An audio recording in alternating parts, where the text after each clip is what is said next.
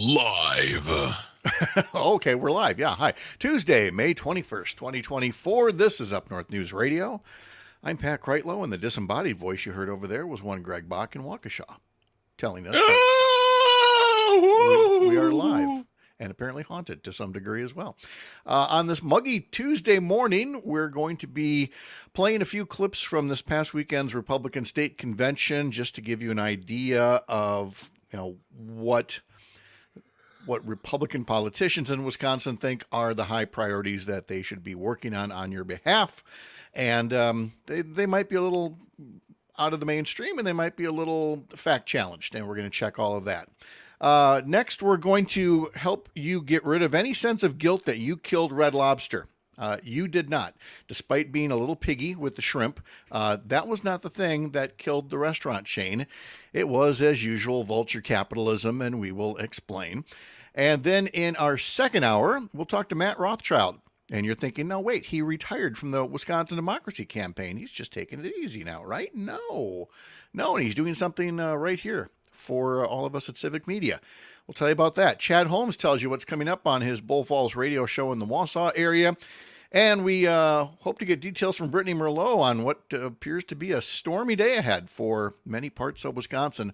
All that and more coming up on this fine radio show, coming up on the Civic Media Radio Network, and right here where you're watching on social media as well, 4 minutes from right now.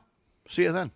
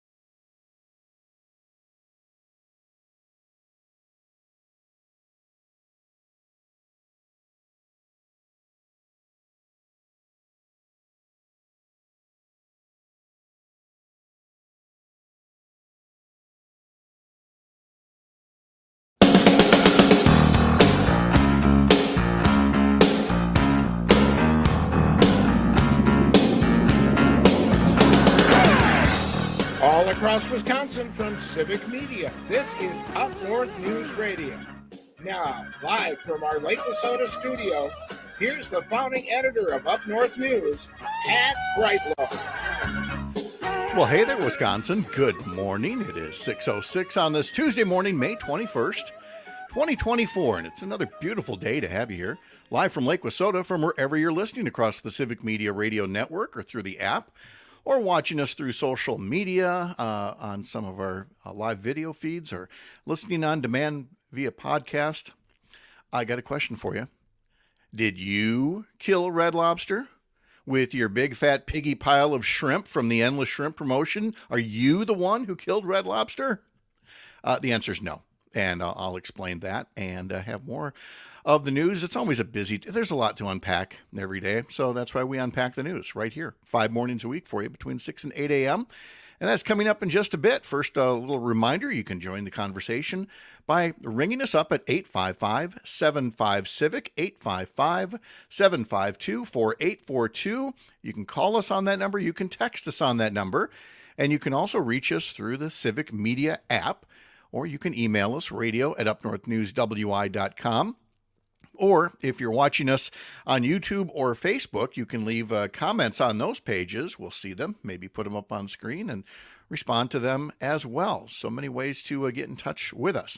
So along with talking about Red Lobster's demise and what really led to it, what else will we be doing today? We'll be talking to Sharita Booker, social media manager for Up North News, and talking about some of the most read, most watched, most clicked stories on our social media feeds that you've been looking at over the past week or so. We'll talk about those popular stories. In our second hour, we'll meet up with Matt Rothschild. And you'll say, no, wait, why? He used to be with Wisconsin Democracy Campaign, but he retired now. He's just living the life, right? No, he is staying busy, as so many new retirees are. It's like, just want to do a little bit more. And he's doing it for Civic Media. So we'll talk about a podcast series that he is developing about that as well. We'll have Chad Holmes in from Bull Falls Radio in Wausau. His show follows this one here in the Wausau area, or you can listen through the aforementioned Civic Media app, and we'll find out what he's got going on with his show. We are looking to meet with Brittany Merlot, our meteorologist, a little after 7 o'clock to find out about what could be a rainy, stormy day throughout many parts of Wisconsin today. And a lot of rain fell in some places, just narrowly missed us here in Chippewa Falls. And so as a result, looking at current conditions around the state, it appears we're one of the few places that doesn't have an issue with fog this morning, because where more rain fell in more places, they're having a foggy morning, and there's some advisories out to be extra careful on the drive this morning. Lake Wissota here is at 65 degrees right now, Hayward at 54. Park Falls at 56, Wausau reporting 57 degrees, Green Bay 59. In La Crosse, it is 65. In Wisconsin Rapids, it's 59 degrees. Oshkosh is at 58. Madison 61, and it is 57 degrees in Waukesha, Wisconsin, where we find one Greg Buck standing by again for Ted Lasso fans. And they see on his shirt through social media, he is paying homage to Roy Kent, once again blowing his whistle by not putting a whistle in his mouth, but instead saying, "Whistle, whistle." And that's why it says on his lips t-shirt. are very sensitive to alloy metals. Yes. I kind of forgot about that part. Hi to Sarah, who's chiming in on Facebook over here. Nice to have you here, Mr. Hi, Buck. Sarah. I'm here too. Good Lord. I know it's the Pat Kreitlow show, but you know. Oh, no. That title's not on here at all. This isn't about me. So how are you? You know what? We'll get back to you on this. No, seriously, what? Do you have fog down there? Yeah, it's actually dissipated quite a bit down here in Waukesha, where I'm at, downtown Waukesha. But when I was driving here, it was thicker than thick soup. It was really bad. Thicker than thick soup? Yeah, it was really bad. It was kind of signs on the side streets couldn't see, but for maybe like 10 feet away. Ooh, okay. Yeah, it was really bad. So I was driving. Serious. Here's the question I have for you, Pat. Yes. Are putting your hazards on, is that a fog thing? Because I saw three No. people with hazards on. Okay, I saw 3 cars with hazards, not pulling over, not slowing down. They just were driving, but they all had their hazards on. No, that's Okay. not it's not how you're supposed to do it. But Okay. plenty of people do. There are fog light settings on people's cars, Yeah. and I'll be the first to tell you, you don't want to have to think about it when it's foggy, because you're like, which way does that switch go? But when you do, it becomes a little bit easier to see and be seen. But flashers are just going to get people, alarmed that there's some kind of, an accident or something. And then they're even more on edge. And then there isn't anything because, you were just using your flashers instead of just driving, slowly with the rest of the traffic. Okay. So, yeah. So don't do that. No. I would never do that. I didn't like that at all. It made me feel nervous because I was afraid they were going to pull off or something. And Right. Okay.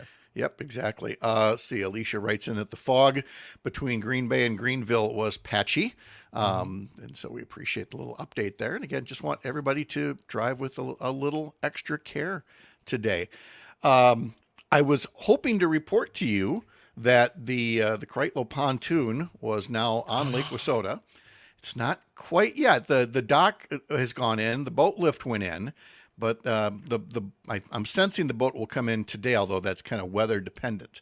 But having the pontoon about to go in reminds me of the excitement that is starting to build for Up North News Radio Yacht Rock Night with the Milwaukee Brewers coming up in late July. We're taking this Yacht Rock thing seriously this year, Mr. Bach. Well, it's funny you say that, Pat. I just, as of this morning, because I got a little notification, woke up I was up super early. Can't wait to hear your reaction on this one. Little notification came through my phone that said, "Hey, your pre-order is arrived and ready to enjoy." That is the Michael McDonald memoir that came out this morning. No. What a Fool Believes, written and narrated by Mr. Michael McDonald. No and Paul way. Reiser too. I don't know about that. I'll find out more. But and I'm like 4 chapters in already. Really?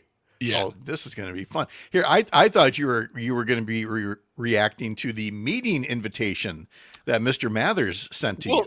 That's the thing is, I didn't know what he sent it yesterday. I'm like, all right, cool. And then when you just announced it now, I'm like, I guess it's happening. So I'm just trying to play. This is happening. Totally. All right. Let's do this is happening. The notification, it doesn't just say from Luke. He didn't just put in there, like meeting invitation or, conference room or whatever. He's got a little creativity here. You are invited to the UNN for Up North News Radio. You're invited to UNN Yacht Rockin' to AmFam Field discussion. So that's just a fancy way of... I can't wait to go to that meeting and talk about baseball. It's our own little party planning committee is going to get together and figure out what we all can do at AmFam Field on Friday, July 26th, Yacht Rock Night at the Brewers game. So I'll bring plates. You'll bring plate. You won't have to. You won't have to bring a thing, but you. Oh, wow. And even to the extent that you can, because I'm thinking we're gonna make a night of it, because I haven't looked ahead on the calendar yet, but my guess is that after Yacht Rock Night at the Brewers game, there's probably a comedy club in town that we could probably swing by as well. So I mean that is. Here's the thing: is I do have to look at my schedule for what's going on. I know exactly. It's like, well, because otherwise people are going to be, where's Craig? Where's Craig? Where's Craig? So we might have to just grab a party bus and tool over and give you a visit if you can't make it over to the game. That's if it's going to be a Friday night. Yeah, it's Friday night. Friday night. Yeah. What night is it? July 26th. Oh, he's making a face. You just keep talking like people are like, oh my gosh, Pat. Like we're not vamping at all. Like, okay. No, well, yeah, like we're not vamping at all. And Pat Kreitlow's like, I have an amazing, deep idea I want to talk to everyone about. Well, and that's exactly why the party planning committee is getting together later this week. What started out as just one old man wanting to play some 70s tunes for bumper music has really morphed into something that's borderline dangerous. And so I can't wait to see how we pull all this off, because we're gonna use all the civic media tickets And by all, I mean, a couple of us are going to go to the game, but we're going to save a handful of them and have some listeners be able to join us. Okay, Pat, I got good news and bad news. All right. What do you want first? I want the good news.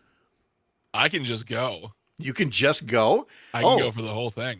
Are you planning to sell the club the day before or something? What's the bad news? What are you doing? Okay, what's the bad news? The bad news is the club is closed that weekend. It's Harley weekend. So it's Harley weekend? It's Harley weekend that weekend. So we're closed that weekend because it's like we can't, it's just we're rather close to the Harley Museum. Right. There's a lot going on. So we're just like, you know what, this year we're just gonna let them closed. Yeah, you guys take that. Well, I have the whole night off, baby. Ooh, okay. And also all these folks in Harleys are gonna show up and they're gonna be like, why are we hearing Michael McDonald?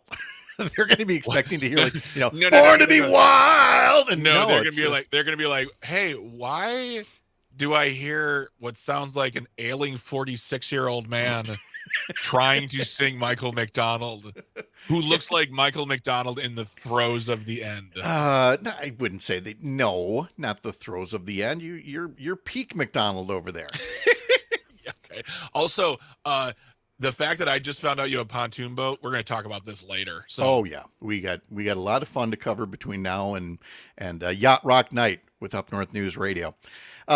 Speaking of the aforementioned Brewers, okay, maybe it's not the dumbest loss we've ever had, but it ranks up there. I mean, we were up 2-1, bottom of the ninth. But Mitch White, who's now on his third team of the year, now pitching for the Brewers, 2 strikes away from sealing the deal, but instead gives up the tying run, and then the Brewers go on to lose in 10 innings to the lowly Marlins. We'll do it again tonight, starting at 5:40, pregame at 5:05 on 4 Civic Media stations around the state.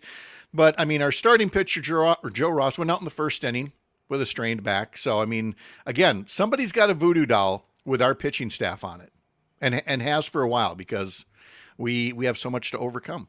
And some days it's going to hurt.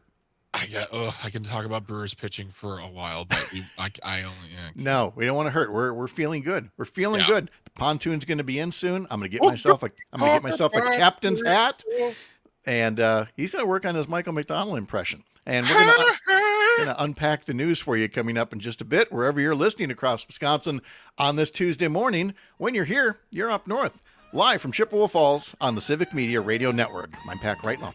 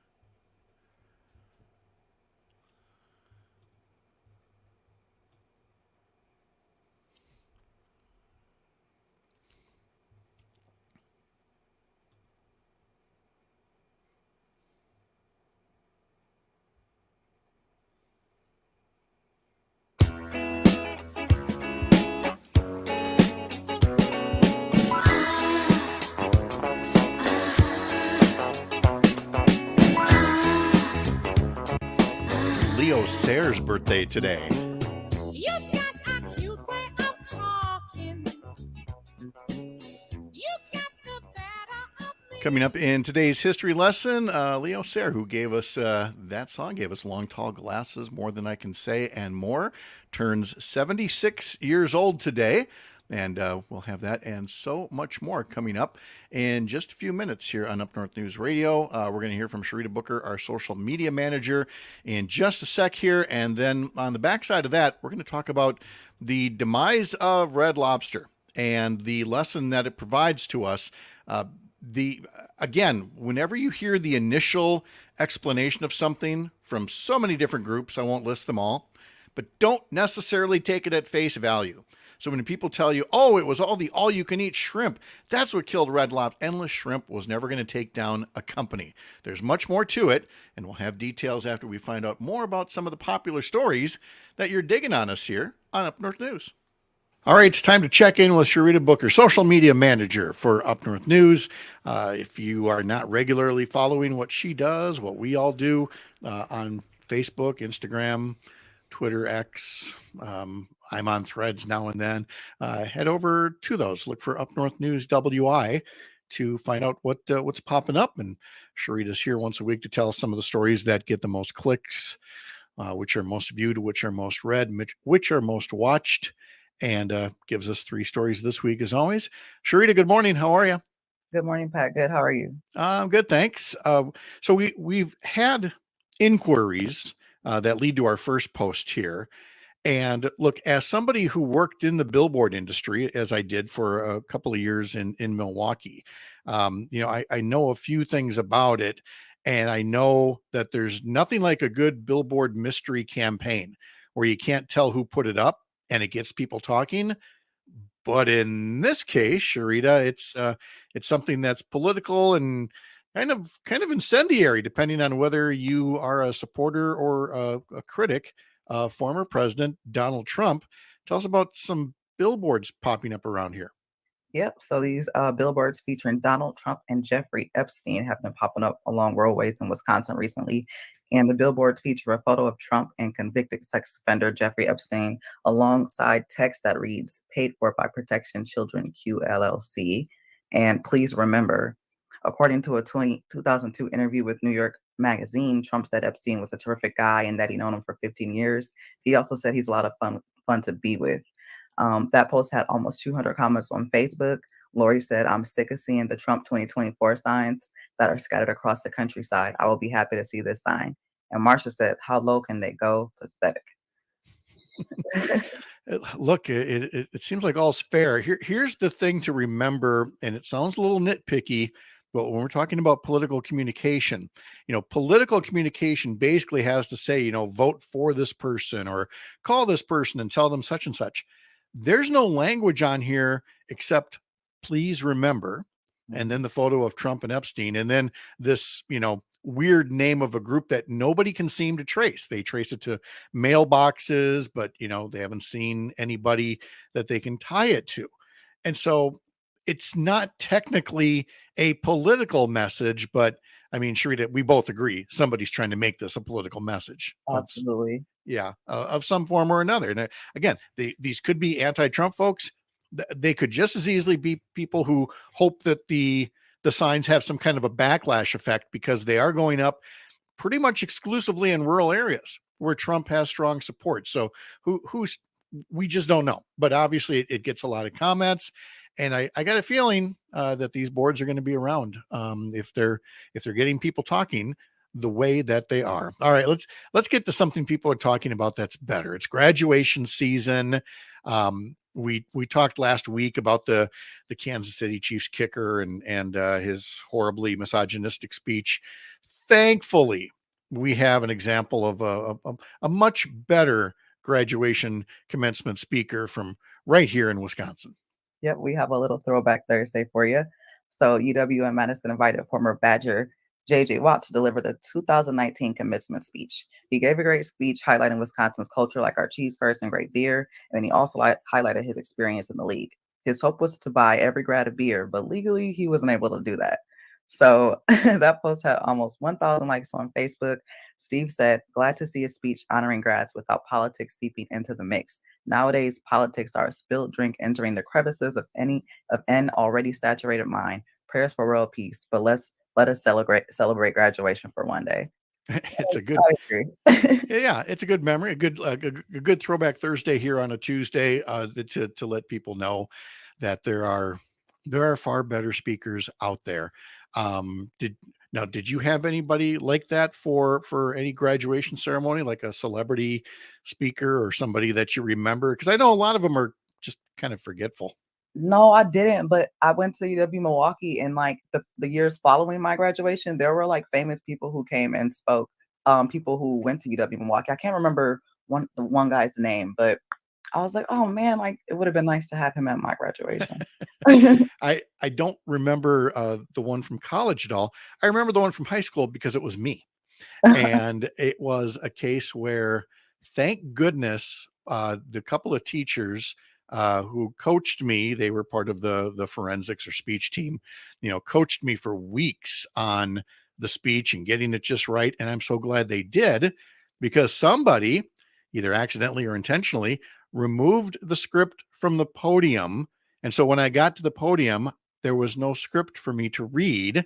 Oh my goodness. I am so glad they made me rehearse it so much that I could do it from memory. And I really don't think I could do that again, but nobody should sweat that much on their graduation. But somehow that's what happened to me in the class of 1982. All right, another happy story from Wisconsin athletes doing well. And so tell us about a player who was recently drafted and the nice thing that he did for mama. Yep, Fond du Lac native Braylon Allen was the youngest player drafted into the NFL this year, and he'll be playing alongside former Packer Aaron Rodgers with the New York Jets. But that's not the highlight here. On Mother's Day, he surprised his mom with a brand new GMC Yukon. That post had more than 4,000 likes on Facebook. Linda said, "What a great son. I cherish my son-mom relationship. It's great when they don't forget who stood by them through thick and thin. Congrats, Brandon. Hope you have a great NFL career. Wisconsin is cheering you on." And Judy said, "I sure wish the Packers would have drafted him, but I wish him the very best."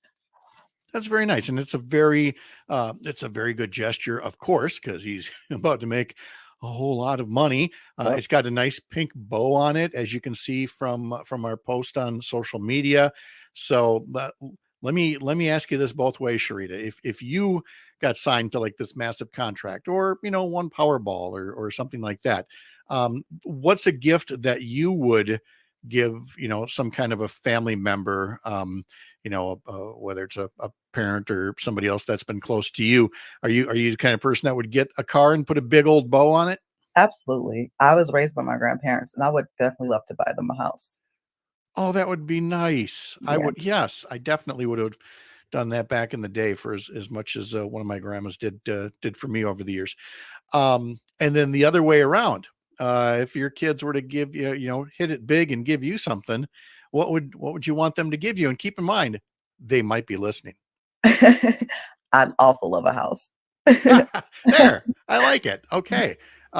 So there you go, folks. If you want to do something nice for Sharita Booker and you win Powerball, get in touch with us and we'll find out what kind of specs she's looking for. And you know what? Then we'll post that on social media, and I'll bet that'll be a popular post too.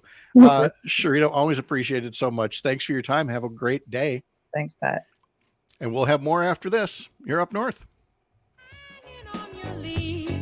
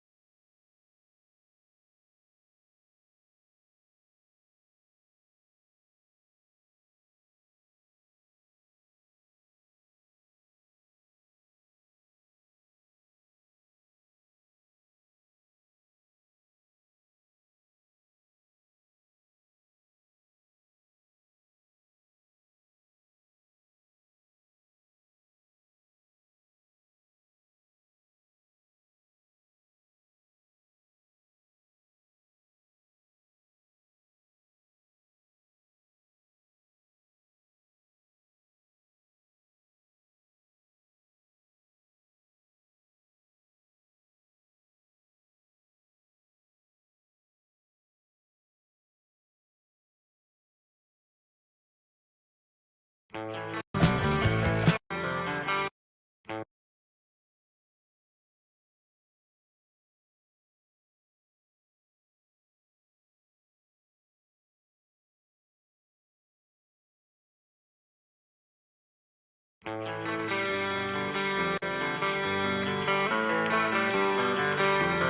that cowbell, Greg.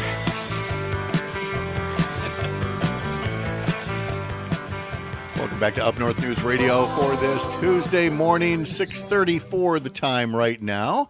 And let's see, it was on this day in 1976 that Blue Oyster Cult released their most popular album, Agents of Fortune. And thanks to Don't Fear the Reaper, that album would sell over 1 million copies. Do you think Will Ferrell was maybe responsible for 1 million more after that Saturday Night Live skit came out in 2000? You know what? I wouldn't be surprised. I mean, Mm-hmm. You referenced that people automatically think of the sketch and Right. what the band looks like in the sketch, probably not what the band looks like in real life, which really wasn't far off.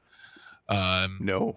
Yeah, you know what? That's a good question. Do So some digging. a little story about that, which kind of ties into our yacht rock discussion earlier. During my senior year of high school, we started with the help of some teachers there. We started a high school radio station, over the intercom system. Basically, Yeah. The teachers thought it'd be a good little communication skill, to teach people all kinds of things from news announcing to music and whatnot. And one of my colleagues there, Lauren Fensterman was his name, and he really liked this song, and he wanted to play Blue Oyster Cult all the time. And I wanted to play more of like the soft rock, yacht rock genre that you have, because that's what I grew up with. I had a mom that listened to Neil Diamond and Barbra Streisand endlessly. So that was like the first bit of musical tension that had to be addressed at the high school, was the one dude that wanted to rock out to Blue Oyster Cult, which we were told was too hard edged for early morning radio in the hallways of a high school. And then over here, I'm doing yacht rock. So. I just like the idea of, in the day, I grew up in the days like rock versus rap and alternative versus pop. And you're like, I want Blue Oyster Cult. And the other guy's like, I want Dan Fogelberg. And you know what? We went to a tough high school. The teachers were on my side too. And many years later, I offered up my apologies to Lauren, and I hope he has since forgiven me. So there again. When the song was turned into a skit, I immediately thought, Lauren, you win this one. Pat went to a tough high school. Yeah, that's what we rumbled about. Oh yeah, do you even know seals and crofts? Do you know which seals we're talking about? Yeah. Oh boy. Good Lord. All right. So Red Lobster is on its way out. The restaurant chain that we used to refer to as Dead Lobster, because we thought that was so funny back when we were younger, is very nearly dead. It was a place that I really enjoyed going when it was relatively new, because, a seafood restaurant used to conjure up images of, $100, meals and things. And this was something that was more accessible and affordable. And, I had a friend that really liked seafood, so we went there quite often, but haven't for actually a couple of different friends, and haven't gone for a long, long time. So I'm not surprised that it's, hasn't been doing well. Were you much of a Red Lobster fan at any point during its run? Oh, Pat, let me tell you. Oh boy, here comes story time. So growing up, my immediate thought was seafood, expensive, the meal of the wealthy. And so my mom would take me to Red Lobster for my birthday for quite a while. Every year for my birthday, we'd go to Red Lobster. And I never was aware of, at that point too, you didn't have Applebee's, Chili's, TGI Fridays. Right. You didn't have all these, not fast food joints, but like fast sit down joints. Casual dining. Casual dining. There you go. There you go. So I never knew that Red Lobster wasn't food for the wealthy. And it wasn't until I was well into my 20s, late 20s, where someone's like, yeah, that's not fancy dining. I'm like, what? What are you talking about? These biscuits your are so mom good. Your mom spent like $15 on your meal. I'm like, oh, but I love the biscuits of Cheddar Bay. Mm-hmm. And they were popular for a time, but then as steakhouses kind of stepped up their game on their seafood end, and other restaurants added seafood as well, as all of the postmortems are being written about how Red Lobster didn't really have seafood casual dining competition, but lost out to other restaurant players. And by the way, don't let me get ahead of myself. It's not all of Red Lobster, but they did have to announce many closures and going through bankruptcy protection as well. And so folks were quickly saying, "Oh, it must have been the endless shrimp promotion, that they did not that long ago," which probably didn't help matters. But that isn't what it really was. The larger story here is this is just the latest casualty to what is best described as vulture capitalism, a private equity firm coming in and essentially, getting what they can out of a business, bleeding it dry, and then selling it out. And, Red Lobster was sold to a San Francisco-based private equity firm back in 2014.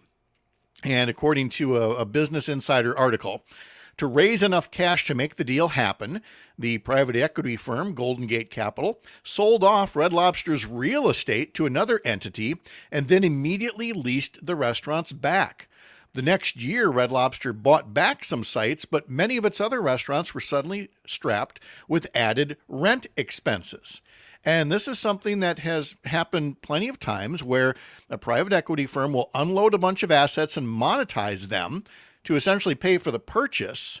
But then later, it comes back to bite you. And, if the private equity firm is smart, they will have sold out to someone else by that point. It reminds me very much of that movie, The Founder, about Ray Kroc at McDonald's. And how, his light bulb moment is when some finance guy says to him, "You don't seem to realize what business you're in. You're not in the burger business. You're in the real estate business. You don't build an empire off a 1.4% cut of a 15-cent hamburger. You build it by owning the land upon which the burger is cooked. What you ought to be doing is buying up plots of land, then turning around and leasing said plots to franchisees who, as a condition of their deal, should be permitted to lease from you and you alone. This gives you a steady upfront revenue stream. Money flows in before the first stake is in the ground, and then it gives you capital for expansion, which fuels further land acquisition."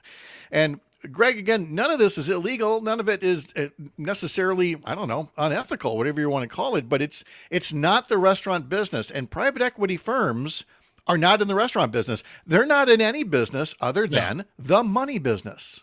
No, they're not. And I know it's not the same, but I want to make this connect with places like Red Lobster closing, and then you see headlines of Google, Amazon. There's another one, like another large company cutting jobs. People think, "Oh, it's the economy, and the economy sucks, and people can't make their business work." It's like, no, these places are all being driven by money, not by their employees. And Amazon and Google are doing just fine. They just find that if they cut people, they can save money on various, whether it's tax incentives or just, shoving 3 jobs into one and pushing it at one guy and saying, "This is your job now." So it builds this narrative of like things going downwards and blaming it on politics rather than on these private companies who really are the ones saying, "Well, we're just going to take the money and run." Yeah. So again, know what business they're in. Are they the craftsmen and women who, actually give a damn about the product, or are they there to essentially bleed it dry? Changing gears here, I wanted to make sure, talking about high school earlier, Roger shares a comment here on Facebook. Greg went to a high school so tough when the physics teacher said, "Prove the law of gravity," they threw the teacher out the window. I would never do that to Mr. Gephardt. He was a good man. He was a very nice man. I thought I'd get a laugh. I thought I'd get maybe a rim shot, and instead I get a full-throated, almost tearful defense of his teacher. So not such a tough school after all. The state Republican convention was held in Appleton over the weekend, and I wanted to share just a couple of sound bites that maybe illustrate where members of the party stand these days. And these are all members of Congress or the Senate that will play here and maybe a little bit later on as well. When Derek Van Orden talks about farming and being on the House Agriculture Committee, and is asked why he has been opposed to things like rural economic development in new energy development so that farmers can increase their energy efficiency, maybe add solar or wind power, maybe add a more efficient grain dryer, or a host of other things. And he opposes that. And you might wonder, why is that? Well, as we learned from this one sound clip from Derek Van Orden, in his mind, once you've got a technology, you always stick with it, no matter what. I don't know what he would have been like when they moved from horses to tractors, but here's Derek Van Orden talking about how apparently we can never replace the fuel that we're using now. To get a seed to a field, to plant that seed, to nourish it, to get it out, to get that product to market, to process it, and then get it to a market is all predicated on diesel fuel. That's a solution, is we're using diesel fuel. So let's just keep using diesel fuel for everything and, drill, baby, drill in the process and ignore all of the benefits that can come from embracing cleaner energy sources, make the cost more competitive, and lead to more prosperity and jobs in rural areas. But for Derek, we're using diesel fuel right now. So I guess we always have to keep using it. For Brian Stile, a very short soundbite from him. But again, just to get a feel for how all these members of Congress feel about certain issues, here's Brian Stile on forgiving student loan debt, which, by the way, we're forgiving the part of student loan debt over and above paying back the original amount. What they're doing is they're transferring that payment. They're transferring that payment to all taxpayers. No, they're not. No, taxpayers aren't paying anything extra. You're taking care of the interest that has built up over time and not transferring the payment. The payment goes away when you forgive the debt and allow that person who has gone to college or some other higher education and use their income from that to go back into the local economy and not necessarily into government or financial coffers. Here's Tom Tiffany. He's talking a bit about the border, because that's pretty much all Tom Tiffany ever talks about. And here he is, again, repeating the ongoing leading Republican lie about the bipartisan border bill that could have passed, had bipartisan support. Just as it was coming up for a vote in the Senate, Donald Trump said, nope, kill that thing. I want to be able to run on hatred of immigrants. Here's what Tiffany had to say about the bipartisan border security bill. Here's a way in which I have been attacked, I've been noticing in the last month. The left is starting to come after us now saying, hey, there was this Senate bill, there was a bipartisan bill. Why didn't you get on board? You're not going to get everything. Why didn't you just do that? It would have allowed 5,000 people a day in. 5,000 people, nearly 2 million people a year. No, it would not have. That's not what the bill did. When you hear the figure of 5,000 a day, it means that if there got to be a level where there were 5,000 contacts, not border crossings, contacts in a day at the border, that would trigger tougher rules for asylum seekers. But Republicans are looking to play games with the math and tell people, well, that's why the bill shouldn't have come up. In fact, Tiffany went on to later say this about the bill. So that bill did not, the so-called bipartisan bill, which never got a vote in the U.S. Senate. It didn't get a vote in the U.S. Senate, where it would have passed probably, because Donald Trump, again, wanted to run against it. And then the last one here quickly is Ron Johnson saying we're such a divided country. And why are we so divided? Ron, tell us more. We are a naturally united nation. So why are we so divided? Well, it's pretty simple to diagnose. We have political figures, President Obama, President Biden. We have political movements, the radical left, that are purposefully dividing us. That's what identity politics is all about, right? Identity politics isn't about bringing people together. Critical race theory isn't about bringing people together. This transgender agenda, it is meant to divide us. But the reason they're getting away with it is because you've got so many in the mainstream media, not all, but way too many that are no longer journalists. They're advocates for the radical left. And so they're taking this crazy and they are normalizing it. They're getting people used to the concept of teachers indoctrinating little girls and telling them, maybe you're a little boy. This is why we're divided in this country, according to Ron Johnson. It's the transgender agenda. It's the media. It's Barack Obama. It couldn't possibly be the way Ron Johnson's talking to us, which is why we're so divided. No, couldn't be that at all. There's your state Republican convention. Today's history lesson is next.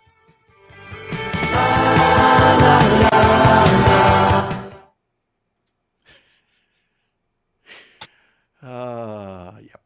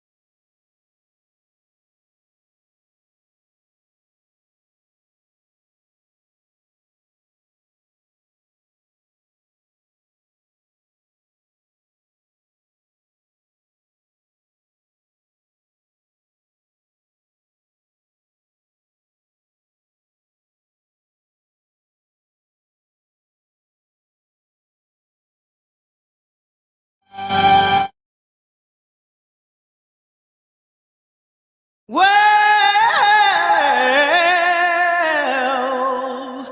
you make me wanna kick my heels up and down, throw my hands up and down, throw my head back and down. Come on now. Y'all know you did it. Greg and I were doing it. You did it too. We were. Ronald Isley, 83 years old today, from the Isley Brothers, one of their many hits here. Ronald Isley is 83 today, former Minnesota Senator, and comedian Al Franken is 73 today. Check out this one. Mr. T is 72 and still getting it done in those Skechers ads. Heck yeah. Pity the fool. I'm friends with his daughter. You are? Yeah. She ever beat you up? No. Oh, she could. Okay. She could. Don't doubt it. Let's see. The American Red Cross was established by Clara Barton on this day in 1881. We mentioned this next birthday before. Somebody who had several chart hits. You Make Me Feel Like Dancing, When I Need You. But he was also a songwriter. And he wrote the Three Dog Night song, The Show Must Go On. I'm talking about Leo Sayer. Oh. Who turns 76 years old today. Where did Leo go? Is he hiding? You got to talk for a little bit. The link was a little. The link was a little had a little kerfuffle. What's the name of the song again? It's called Long Tall Glasses. It's all about a guy who is really hungry. He comes upon a restaurant where the sign says food and drinks for everyone, but before he can get any of the food, as they say, you got to dance like Fred Astaire. There we go.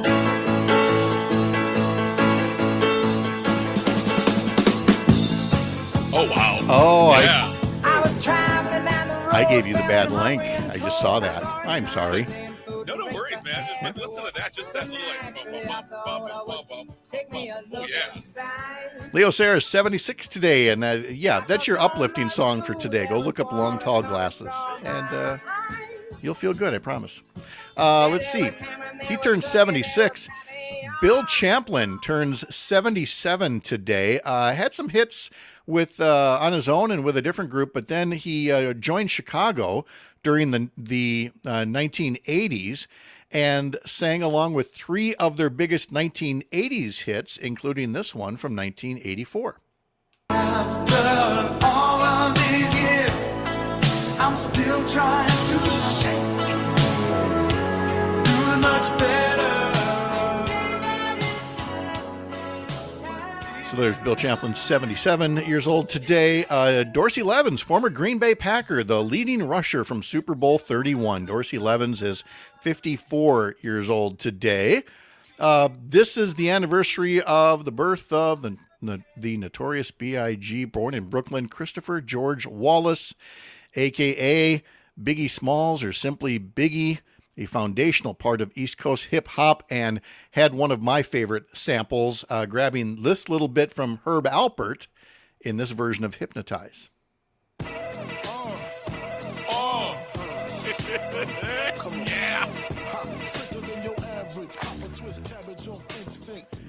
So Biggie became known for his distinctive laid-back lyrical delivery, offsetting the lyrics' often grim content, as has been written about him.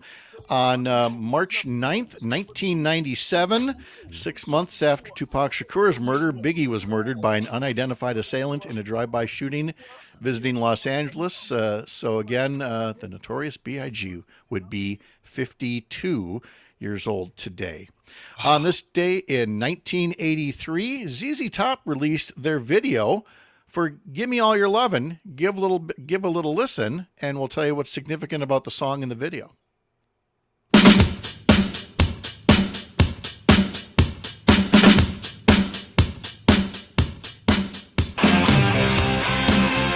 For the initial MTV generation, which includes yours truly, you would have thought this was ZZ Top's first song. No, ZZ Top had been around for a while, but this was the first appearance of the Eliminator, Billy Gibbons' 1933 Ford Hot Rod.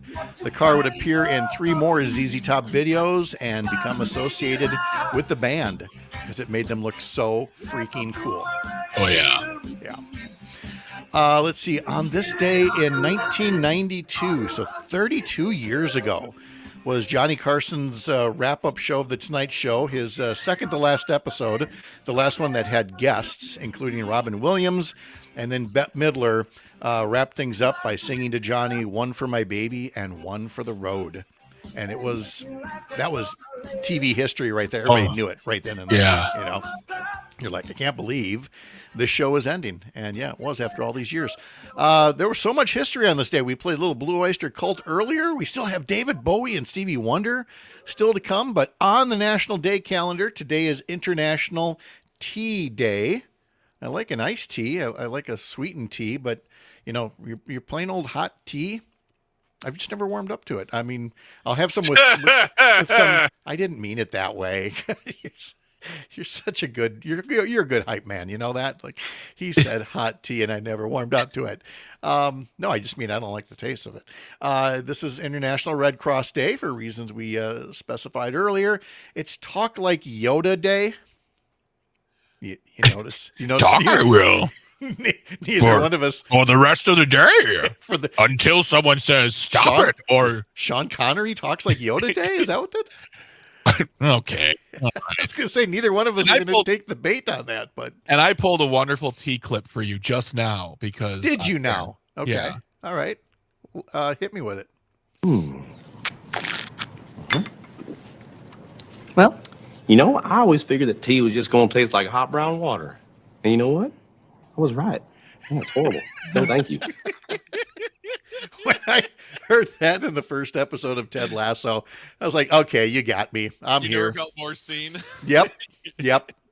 And he just continued all the way through the series. He would try now and then, but it just wasn't happening. Yeah. This is also World Meditation Day. And I learned from one of my first jobs in radio not to be silent for too long because I was going to do some kind of a meditation thing where we all just got real quiet here. But you can't because many radio stations have an alarm system where if there's like more than so many seconds of silence, like a system kicks in and plays commercials or plays an emergency song. And the last thing I need is a note from Sage going, "What did you do?" And like, we were meditating. I was getting centered. I was oming. I was aligning my chakras. It reminds me of your T-shirt, the Roy Kent whistle. Can you imagine him in meditation? Like, I'm oming. That just reminds me, too, of Parks and Rec when Ron Swanson tries to meditate. He's like, I didn't think of anything. I didn't do anything. I sat there for 6 hours. Nothing. Nice. When we come back in our second hour, we're going to have Matt Rothschild here from the Wisconsin Democracy Campaign talking about something new he's doing on behalf of calling attention to the need to defend and save democracy, and he's doing it for Civic Media. So details on that and our rainy forecast, sometimes stormy at times as well, all ahead here on Up North News Radio, powered by Courier Newsroom and live across the Civic Media Radio Network.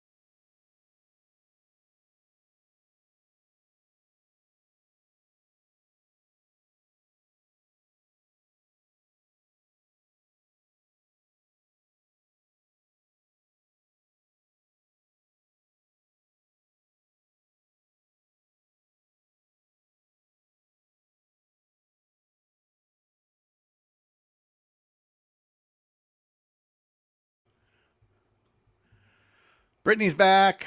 Hey. Yay. How are you? Good. How are you? I'm great. You're going to have a busy day, I think.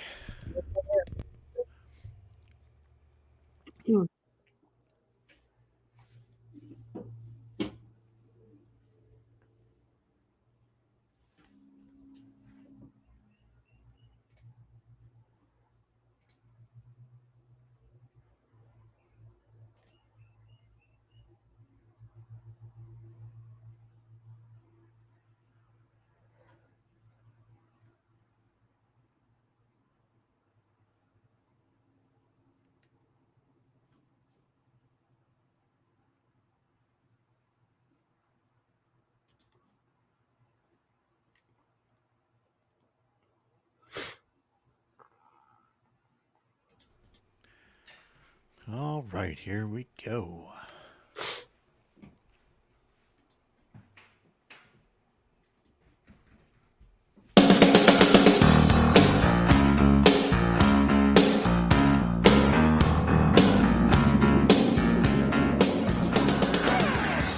All across Wisconsin from Civic Media, this is Up North News Radio. Now, live from our Lake Wasota studio, here's the founding editor of Up North News, Pat Brightlow. On what suddenly became a wet Tuesday morning here on Lake Wasota, where it is May 21st, 2024. Nice to have you back as we come up on 7:07 this morning. Coming up this hour, the Wisconsin Democracy Campaign was led for many years by Matt Rothschild, who then retired from there, but is still keeping busy, all in the name of making sure folks appreciate their democracy and truly comprehend the real threats to democracy. And he's doing so with a little help from Civic Media. And we're going to talk more about that later on in this hour. Chad Holmes from Bull Falls Radio will tell us about his 8 o'clock show that you'll hear throughout the Wausau area or through the Civic Media app. Come get that. And you can join us here at 855-75-CIVIC, 855-75-CIVIC. On the Facebook page here from Rob, good morning from Tigerton. Dense fog and 57 degrees, 0.3 of an inch of rain. Thinking of severe weather today, I found a YouTube video. Oh, no. I found a YouTube video of a young Pat Kreitlow doing tornado warning coverage for UW Eau Claire on September 12th, 1982. Ooh. Pat was awesome for UW Eau Claire tornado coverage. That was my very first TV appearance as a college freshman on TV 10, the university's cable TV channel for the dormitories.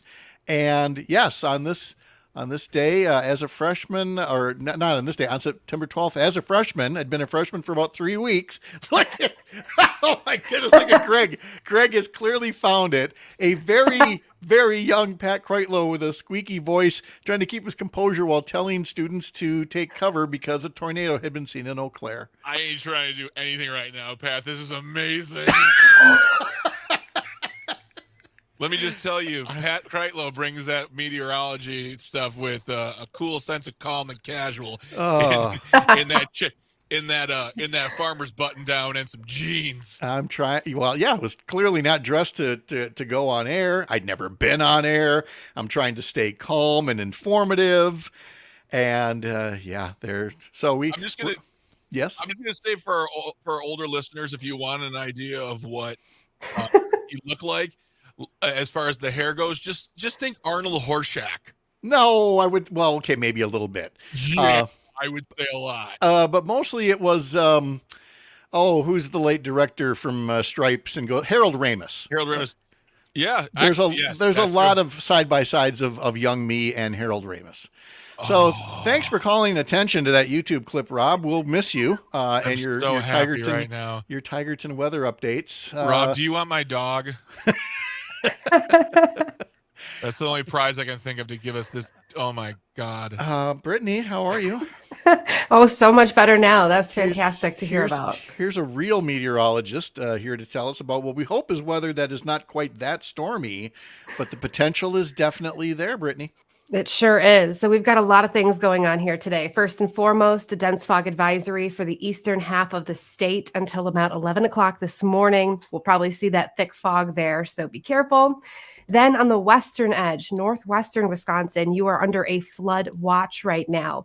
This is because you're going to be pegged with probably the hardest rain, where these storms and the rain is just going to keep going over and over you guys, where you could see up to 3 to 4 inches of rainfall.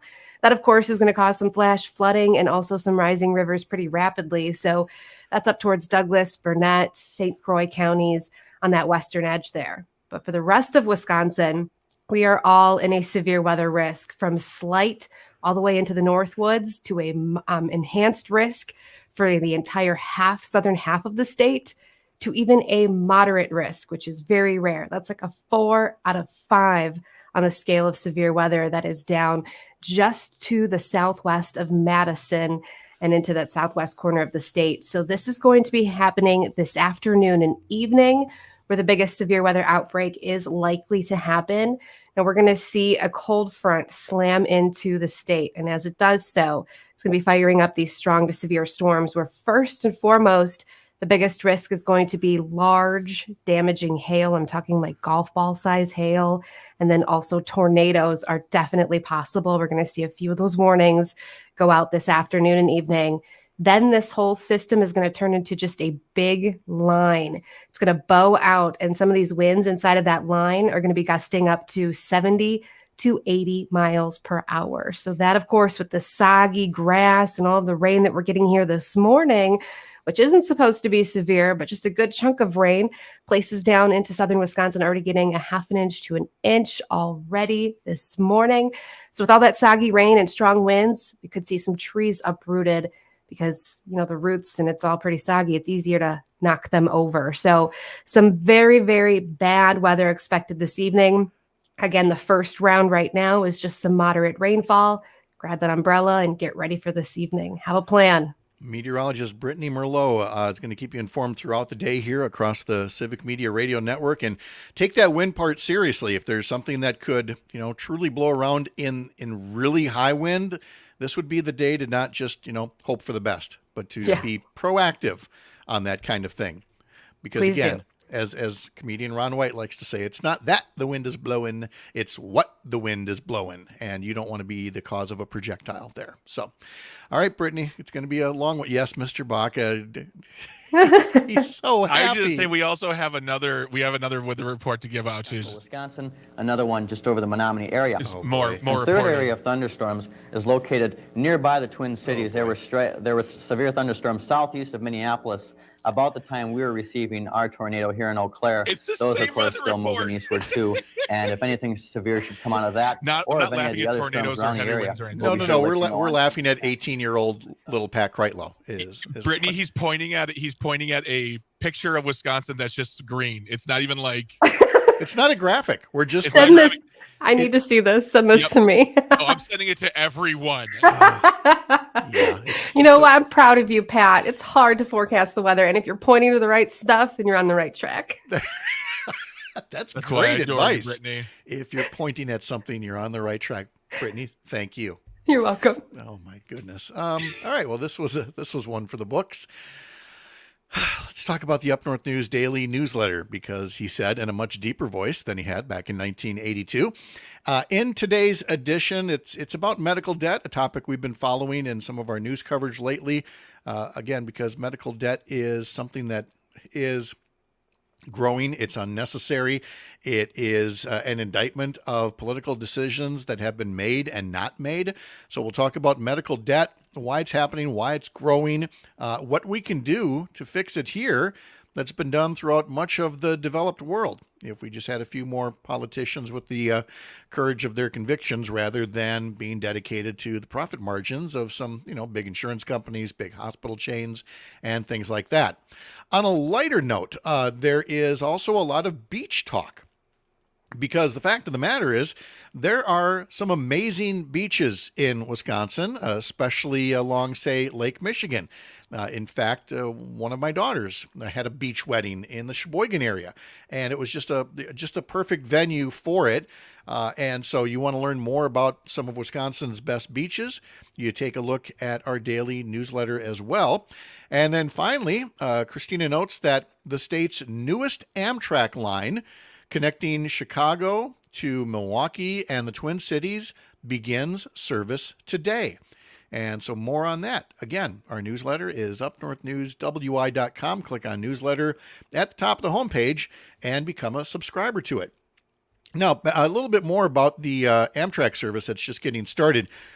Folks know that the Empire Builder is the name of the original route that's still there, but it's not at a very convenient time. It's not designed to be, because it's a route that connects Chicago with Seattle and happens to run through Milwaukee and the Twin Cities. This new line is called the Borealis. It is a 12-stop route between Chicago and St. Paul. The one train leaves St. Paul at about noon. The other one leaves Chicago at about 11 a.m., much more convenient times than the Empire Builder. It's a 7.5-hour trip, roughly. It has 8 Wisconsin stops, and the tickets start at $41 each way, though there are also discounts for various groups, such as children, students, seniors, veterans, military members, and their family, among others. So I am, Greg, very much looking forward to that. As somebody who, I'm pretty sure I told the story already, the Empire Builder, that we took our honeymoon on that from St. Paul to Seattle, through the mountains and on our way to the World's Fair in Vancouver. And I loved it. I love train trips. I've been on many train trips and can't wait to take this one. Maybe that's how I finally make it down to Milwaukee and meet Greg Bach in person. Maybe that's it. I take a train. That would be lovely. I'd love that. I used to take the Hiawatha from Milwaukee to Chicago a lot. That's a wonderful, easy, hour plus. Mm-hmm. And I did take a train from New York to Wisconsin once, and that I won't lie, that was a mistake. It wasn't Amtrak's fault. The eastern half of the U.S., still, let's just say there's a lot of infrastructure work that needs to be done. We took one from Chicago to Sacramento, across the country that way. And again, the importance of infrastructure from Chicago through Illinois and Iowa, so bumpy. Not fun. And I thought, this is not going well. And then at about the Nebraska line, you can tell they'd upgraded the track or laid new track recently. Mm-hmm. Just smooth as glass the rest of the way. So cool. It was wonderful. But again, you can't, you really shouldn't leave your train tracks go for 100 years, before you replace them. The ride gets bumpy. I'm going to say this train to St. Paul to Twin Cities, I want to use it. I don't mind the drive, but I would rather I'd rather take a train, and then one less thing I have to worry about parking car and whatnot. And it's a couple extra hours, but I'll do it. Could have had it for high-speed rail by now. But thanks, Scott Walker. That's why we can't have nice things in this state. The Brewers dropped one in Miami. Really shouldn't have. They were 2 strikes away from a 2-1 victory, but ended up with the Florida Marlins tying it up 2-2 in the bottom of the 9th, and then winning the game 3-2 in the 10th inning. So they'll try it again tonight in Miami. The Brewers game starts at 5:40. Pregame at 5:05 on Civic Media stations in Richland Center, Kenosha, Oshkosh, and Park Falls. We'll unpack more of the news, and then Matt Rothschild is on the way as well, where we talk about a new project, a new podcast dedicated toward making sure we can protect democracy in Wisconsin. We'll also talk to Chad Holmes from Bull Falls Radio. All of that on the way. Coming to you from Courier Newsroom, this is Up North News Radio on the Civic Media Radio Network. I'm Pat Kreitlow.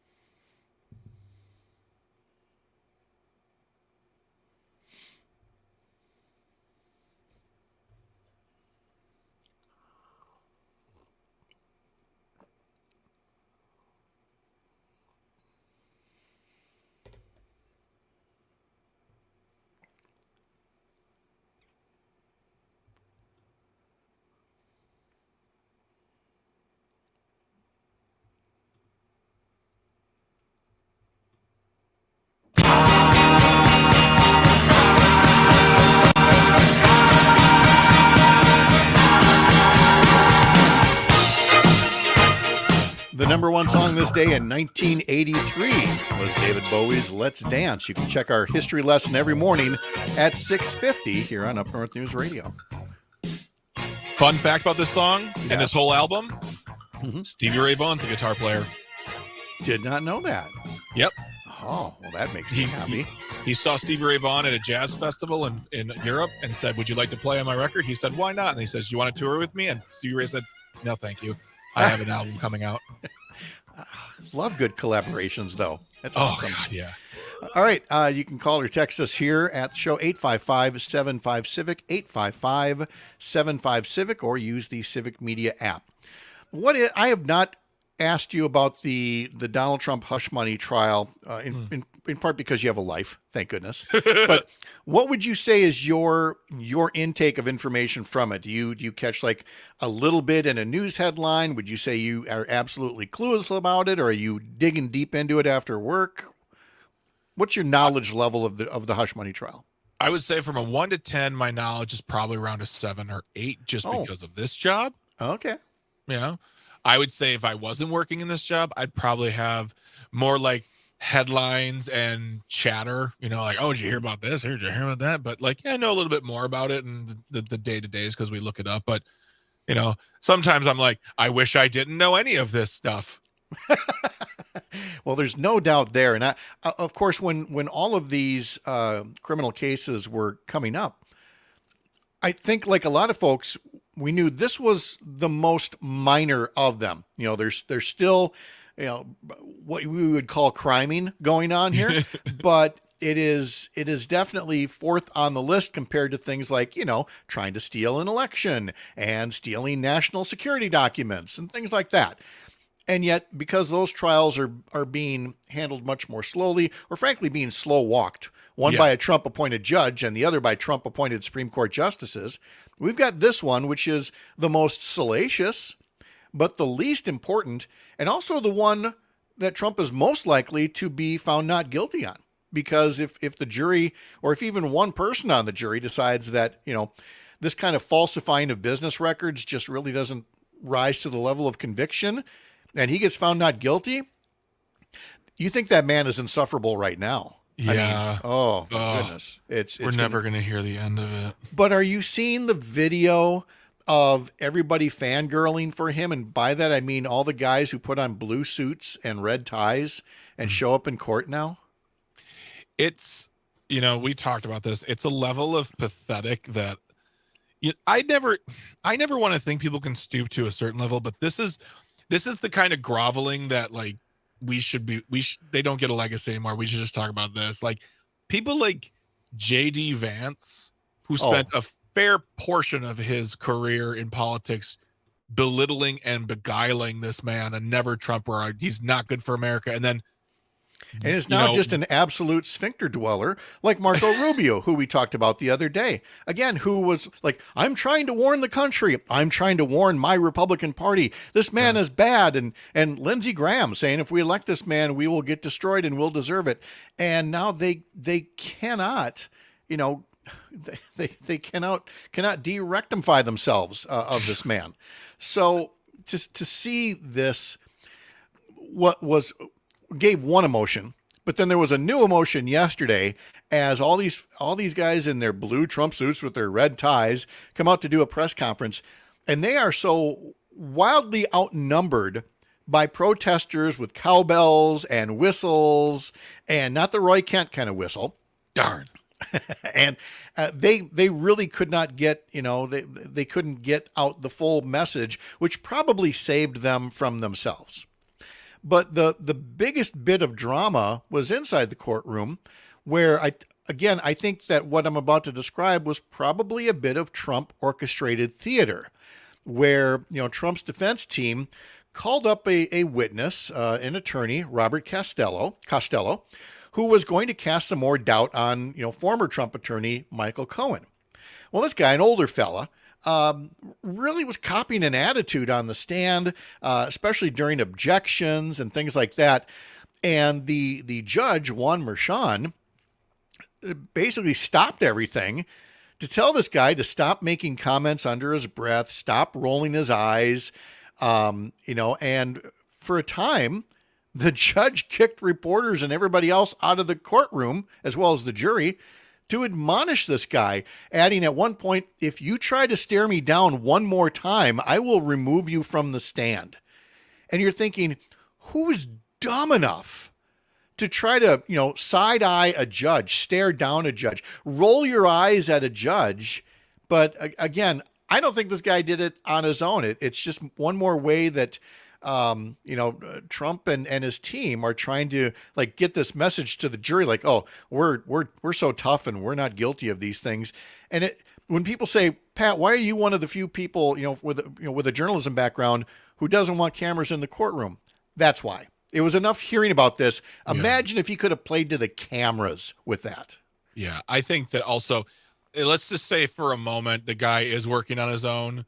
If he is working on his own and it was his own doing, the way he behaved on that stand, he was definitely doing it to impress Trump. And also, when you see the man who's on trial constantly breaking the rules, constantly getting in trouble for talking, but never getting actually punished, it kind of just, I don't know. If I was that guy, I'd be like, it's free reign. What's this judge going to do to me? The president says whatever he wants all the time and he doesn't get in trouble. Why am I going to get in trouble? It's this thing of, there's no I don't want to say punishment again, but there's no consequences for action. So why wouldn't he do it?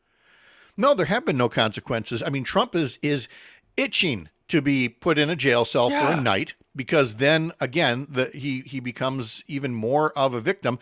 And this guy, Costello, the attorney, was doing the exact same thing. He was essentially trying to take a bullet for Trump by getting his tuchus thrown in a jail cell, and which Trump would have seen as like the ultimate act of loyalty. It just makes you wonder how much further they're going to push this thing. You had Trump coming out of the courthouse yesterday, again, calling the judge a tyrant and calling the trial a disaster for the country. None of this bodes well for the 5 months ahead of us yet. No, and there's nothing going to be done. He's going to keep talking. It's so frustrating, and I wonder if it'll ever happen in Marco Rubio or Tim Scott's lifetime, where the Republican Party looks back and go, why did we let him take control? Why did we think us, the GOP of America, why did we think we were less powerful than this man? Why? Yeah. And that's the question I ask. Will we see that day when they had that kind of reflection? Because it's just weird to me that you look at Lindsey Graham, Marco Rubio, all these people who are, regardless of how I feel about them personally and professionally, they're powerful people. They're lawmakers in this country. And I just can't believe that they would just kowtow and crumble. And as Jane says, Lindsey Graham had one game of golf with him and he was like, oh, we're best friends. We're besties. The history books, well, we hope, depending, because history is written by the winners, the history books are going to be colorful when we get much more of an inside view of how all this went down, far beyond this particular courtroom and this particular trial. On the other side, we'll talk to Matt Rothschild, formerly of Wisconsin Democracy Campaign, about protecting democracy and some interviews that he's doing that we hope you'll be hearing more about through Civic Media. This is Up North News Radio, unabashedly Wisconsin news, brought to you by Courier Newsroom and carried by our friends at the Civic Media Radio Network. Live from Chippewa Falls, I'm Pat Kreitlow.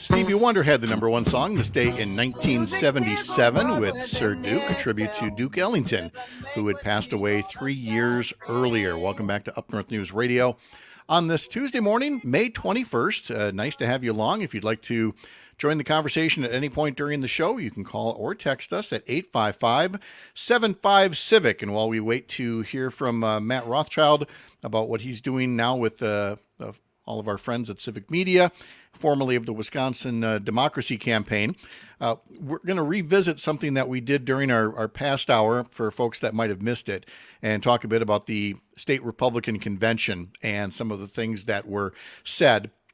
But before we get to that, just a reminder that, again, if you ever miss an hour of programming here on Civic Media from all the various talk shows, it's easy enough to catch up. You just head over to civicmedia.us. And from there, you can not only find out about Civic Media radio stations, you can not only find out about the shows, but you can listen back to the shows, basically in podcast form. Every hour is a different podcast episode. So every day we crank out 2 episodes, the 6 a.m. hour and the 7 a.m. hour. And if you miss our 6 a.m. hour, then we will have it right there on the website or through your favorite podcast destination, wherever you get yours, whether it's through Apple Podcast or all the other ones that are out there. You can give a listen back, not just to the previous day shows, but go as far back as you want to get. So it's last hour where we talked about the Republican State Convention, and I'll play a couple of clips from that for you in just a moment, unless we hear back from Matt. But I will tell you that it being Tuesday, we have all the weekly Ag Report news that has come out, and if you missed it as part of the Midwest Farm Report, we'll tell you that dairy production for the month of April in Wisconsin was up from a year ago. All told, Wisconsin has about 1.3 milking cows in the state compared to 1.7 million in California. And last month, Wisconsin cows produced 2.7 billion pounds of milk. And then planting progress also picked up last week. Corn planting is about 2/3 finished. The soybeans are just over halfway done. Oats about 80% done. Potatoes as well. And get this, 8% of the first cut of hay has already been done, which seems, with planting still going on, I guess I'm not a farm kid. I'm not used to, having the first cut of hay getting going already. But again, that's how things are rolling here. All right, the state Republican convention was this past weekend in the Appleton area. And what I thought was interesting was a theme that I heard expressed primarily by Ron Johnson, but others throughout the convention as well. And that was about unity. It was about being united. So if you're following, my TikTok at all, I couldn't resist but putting together a little something that kind of had a little bit of fun with the whole notion of unity, because it mostly wasn't. And you're going to hear that in these clips from the Republican convention.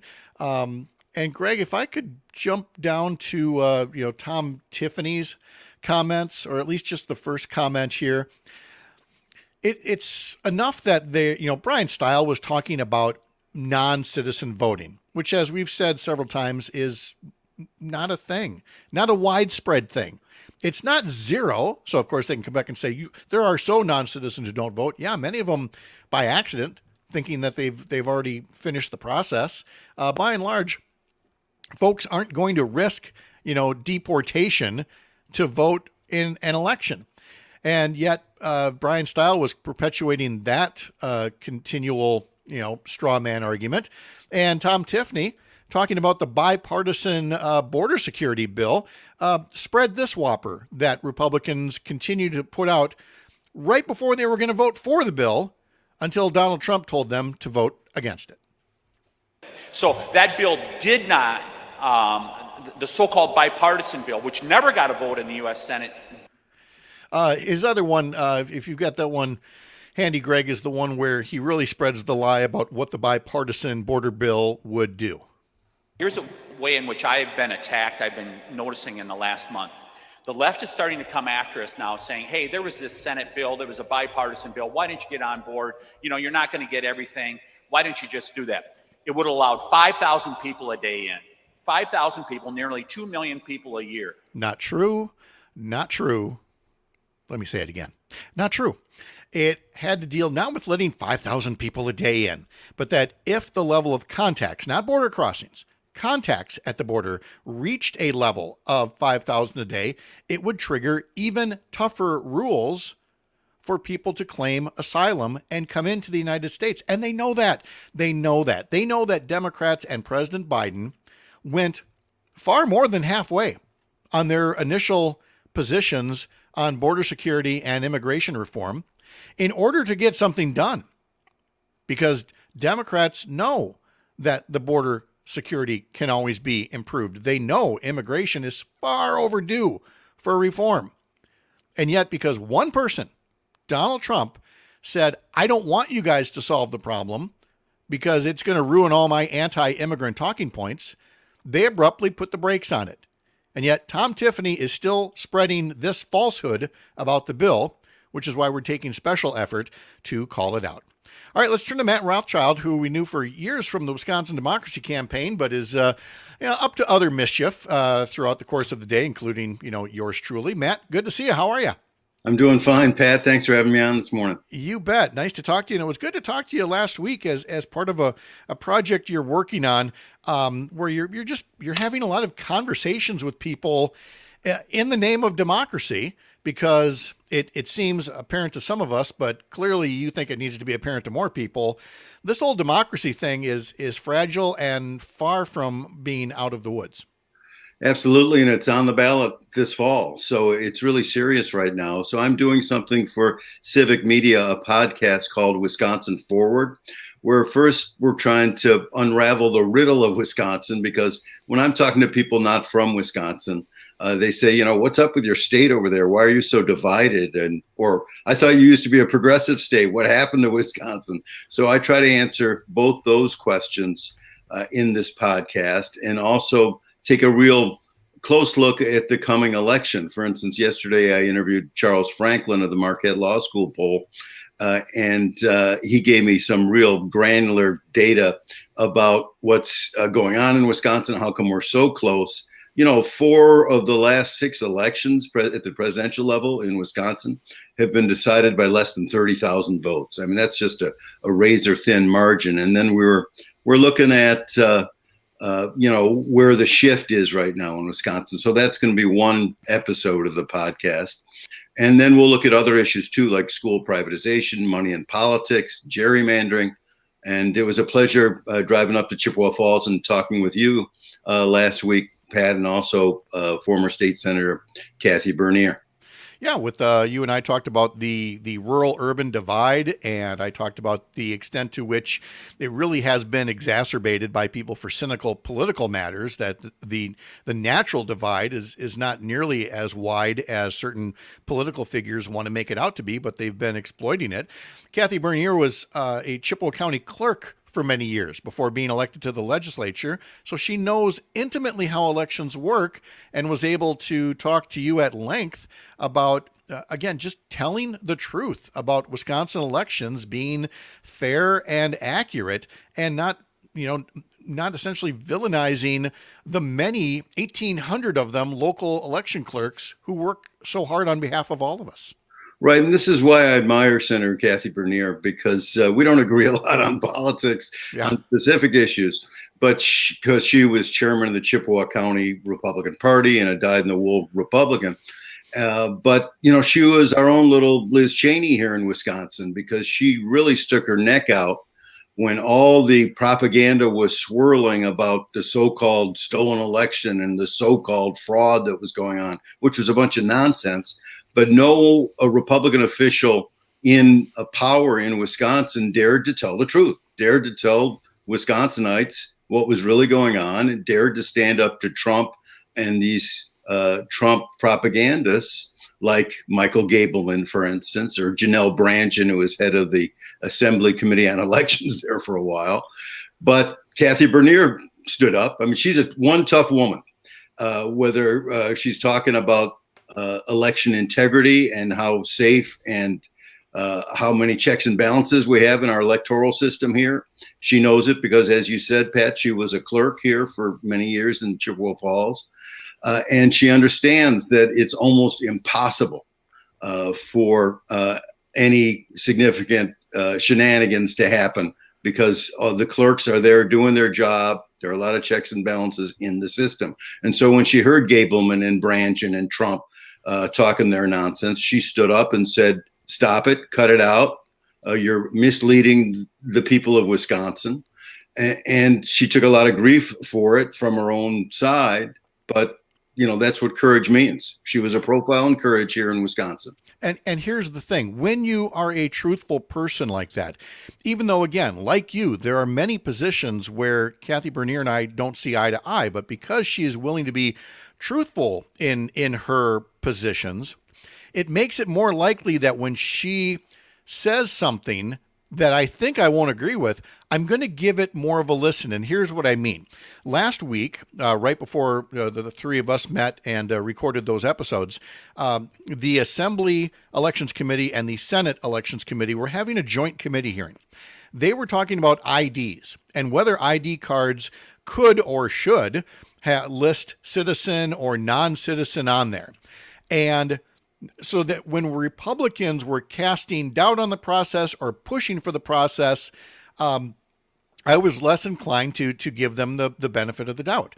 When Kathy Bernier said there were things that she heard from officials at the Department of Transportation that might raise a concern about how these cards would be done, I'm going to listen to that. Because I will take her at her word that I should look into, is there something in it? Did she see something as an expert that maybe people at the DOT missed that would help you improve, voting ID? Now, again, she might be wrong, but at least I'm going to take her seriously because she has a record of being honest about these things and not politically expedient at the cost of your honesty. And she also is a workhorse. I mean, she worked real hard on a bill to protect the rights of disabled voters in Wisconsin, for instance. And she was working across the aisle. She was working with Disability Rights Wisconsin for months and months, meeting with some of their leaders and trying to craft a bill that would protect the rights of Wisconsin voters who are disabled or in nursing homes. That bill didn't pass, but the fact that she was sitting there working with some of the leaders of Disability Rights Wisconsin, that said a lot to me as well. So, I admire Senator Bernier. She's now with a group called Keep Our Republic.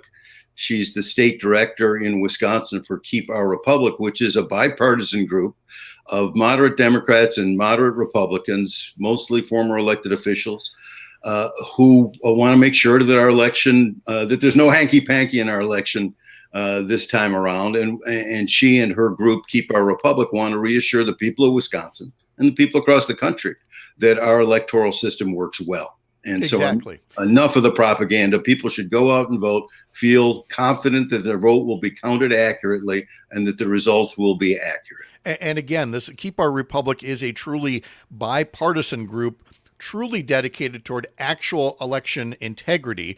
I know we've talked earlier with Lee Rosh from La Crosse and former House Majority Leader Dick Gephardt from Missouri. People may be thinking, oh, okay, so this is more of a Democratic group. No, between Kathy Bernier and others, this is the group that I think folks really would want to follow, as they would want to follow Matt Rothschild, who's going to be working on this podcast series. Do we have any ideas? It's still very much a work in progress, right? Yeah, before the conventions, it'll be out. Okay, there we go. So be looking for that. We really, I know everybody at Civic Media is very thankful to have you taking on this activity for them and for joining our show today. Matt, thank you so much. Appreciate it. Pat, my pleasure. Anytime. All right. Good to talk to you. That's Matt Rothschild, most recently Executive Director of the Wisconsin Democracy Campaign. When we come back, Chad Holmes will tell us about his show coming up on Bull Falls Radio across the Wausau area and on the Civic Media app. That's next here on the Civic Media Radio Network. You can feel it all over, people. You can feel it all over.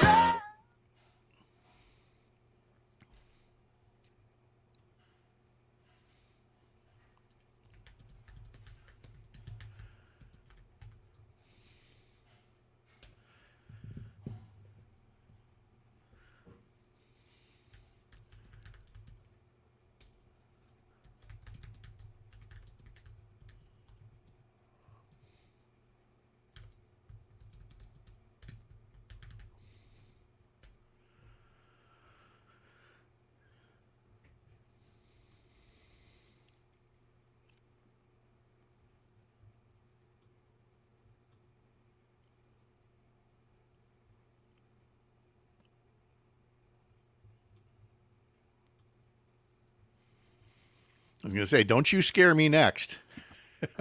Yeah, I was. Matt was about 9 minutes late there, and I'm like, no, yeah. I don't need another one here. And I blame him real fast for ruining my morning by hearing the voice of Tom Tiffany because you got the force.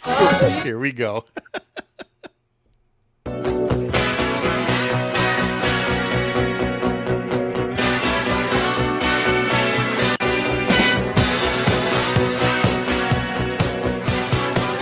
There's a little tune that you're going to hear again in about 15 minutes when Chad Holmes begins his excellent radio show in the Wausau area on Bull Falls Radio. You can also hear it through the Civic Media app if you're not in the Wausau area. Mr. Holmes is also chasing sports teams, Hither and Yon, especially since Hither and Yon switched conferences. Now he's got to get this bus everywhere. What did you? They changed a game time on you yesterday, and you couldn't get to one game because you're at another. No, you're reaching for a raw piece of me right now. I'm just highlighting to the folks how challenging your job. Story, Chad Holmes. Yesterday, they moved up. Wausau West was supposed to play Menominee today in a playoff game. And, okay. I got apparently falling through the cracks because I did not get the word. I did not hear about it. You didn't get the memo. Okay. Until about 2 hours and 15 minutes before game time, and being Wausau is somewhere in that general vicinity of that length to get to Menominee, I could not get there, and that kind of was like, oh, how did this happen? So I missed out on that, but I do get to go up and do another game today with Newman Catholic. So in the end, it's all good, but it was just one of those things where it's like, for a little while you get kind of annoyed. For as many games as you have to cover and all the miles to travel, I trust me, I know your dedication, but I would have a little voice in my head going, oh, there's a couple of hours I suddenly have free so I can get some other stuff done. Well, and also I'm kind of following with this online app that kind of gives you updates on the scores, and they lost 10-2. So in the end, it was like, all right, I didn't miss out on a whole lot. Yeah, there you go. Kind of like the way I felt watching the Brewers last night. Just kind of, what's the safe word? Throw the game away in the bottom of the ninth, Mr. Bach. Poop the bed. Poop the bed. Let's say that. Yeah.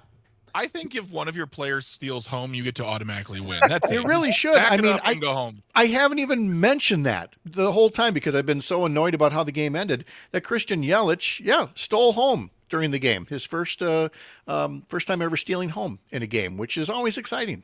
And I had not even thought about it till last. I have a sports guest on Fridays, and we were talking about the Brewers on Friday, and I completely kind of put to the side the whole idea of Devin Williams being out.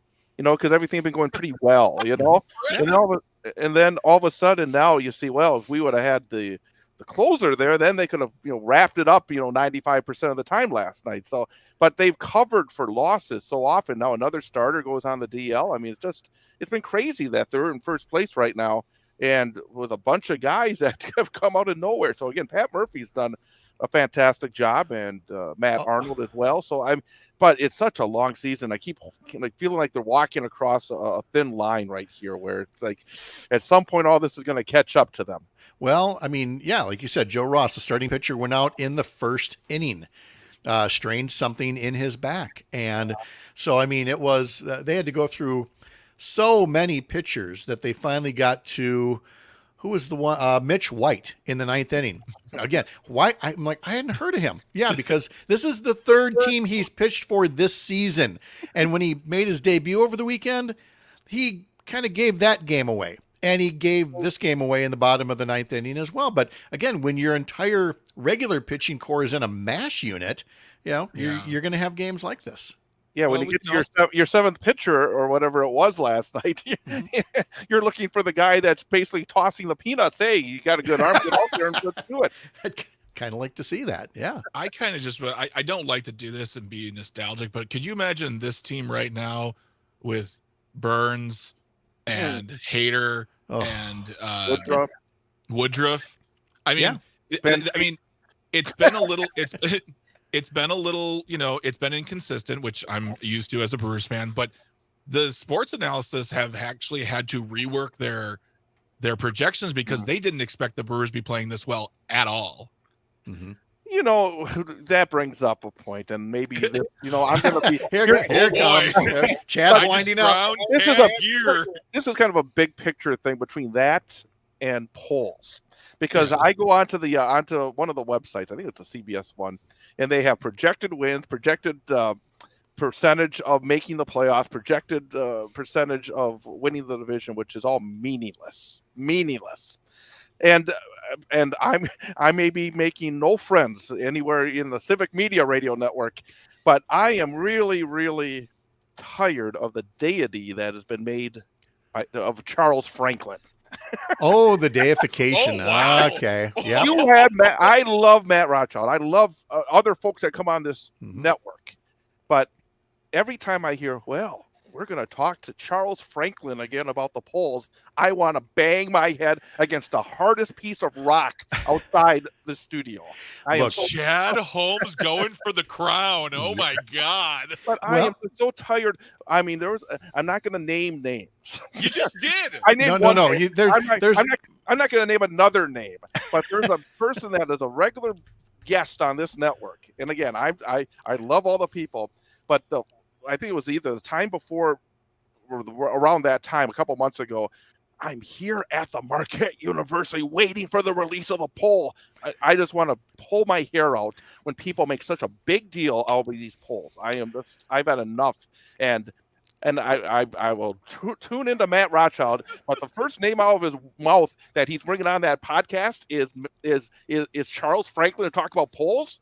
Oh, if you ever want to actually, Greg, take this conversation and crank it up another notch, we bring in Scott Ross, formerly of One Wisconsin Now, and you just say, Charles Franklin, go. Because again, some very strong opinions on there, which we don't have the time to get into. But so you've got either it about the person, or you've got it about polling, and polling itself is broken, especially in this state. It's so closely divided; it just can't work. I'm not saying Charles Franklin's a bad guy. We got Scott Ross. We'll say that stuff. But I am just so tired of pretending that polls replaces real coverage. There you go. That's where we're trying to go on this. And I think there's been a lot of talk this political season, honestly, from a lot of people of all sources saying they're fine, but they're not the end all be all. No, but in an era of, content, get me content. I need content. I got to fill, that's content, and some people choose to go with it. We don't ignore the Marquette poll, but we really just kind of get to the top line numbers. And even that's too much for some people, like Spicy Chad Holmes, who joins us today. And just going for the king. Holy cow. Get your Civic Media app, because I don't know how he's going to start the show, but he's coming in hot. Just trust me. And if you need to go through a lot of podcasts really quickly like yours, just go faster than you'll sound like you did back in 1982. Oh, we're ending on this note. Thanks for joining us, Chad. Thanks for joining us, everybody. We'll see you tomorrow.